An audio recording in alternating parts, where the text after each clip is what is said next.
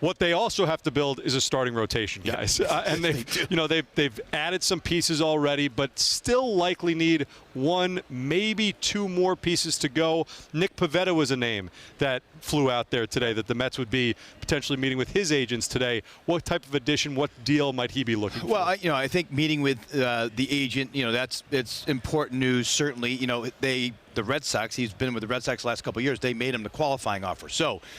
He turns down 21.05.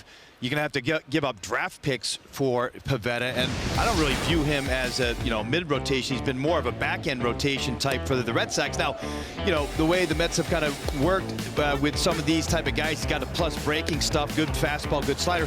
He could pitch more better than that, like a number 3 type starter. And I think if you look at the deal he'd be looking for, 2 years, 40, maybe 3 years in that $50 to $60 million range. So it's not a ton of money there, and I could see why he's on the radar. I just have a hard time believing that they would give up the draft picks for this type. I still think Manaea is in the mix there, but Pivetta certainly is a guy that fits some of the criteria that we've seen over there. A little bit like Seth Lugo, but maybe not quite as good as Lugo. All right, so you mentioned Manaea, though, and Todd, let's just throw this hypothetical out there. Let's say that they're interested in both. Manaea is obviously going to cost more money, more years. Pivetta probably doesn't have as high a ceiling as Manaea, but like Jim just laid out, the commitment probably won't have to be as long. So how are you handling that decision if those two are in front of you? Well, first of all, as we've seen, I don't think money is going to be the deciding factor in this organization. So they're going to want to look for maybe the years could have an impact if all of a sudden, because of the free agent market changing with Max Fried,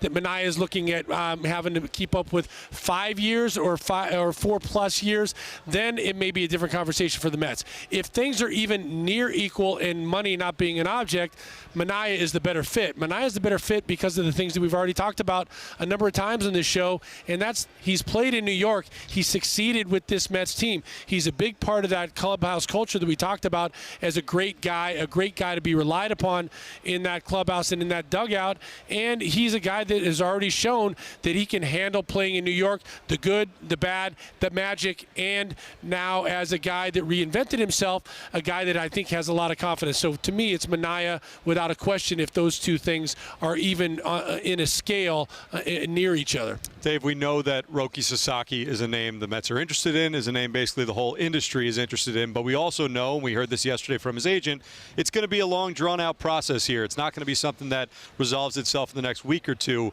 Should the length of the Sasaki pursuit affect in any way the way the Mets approach the rest of the pitching market? Actually, not at all. Because as Todd brought up before, money isn't going to be an object with the Mets, and certainly with Sasaki, the beauty of that is that we're talking about a minor league signing bonus here. So with the minor league pool, you're talking about an expenditure of anywhere between $3 to $7 million.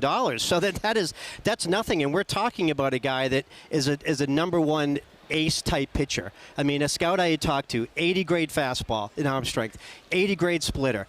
He actually went as far as to say this is a guy who could have a Paul Skenes type impact in his first year in the major leagues. Wow. 22 years old. I mean, this is a guy that everybody wants to have. And everybody's going to have a chance at him based on the money-wise and the fact that he's coming here on a posting basis. And the other interesting part there, guys, people, with the Mets, we forget a little bit. They just got Soto. They have other pursuits.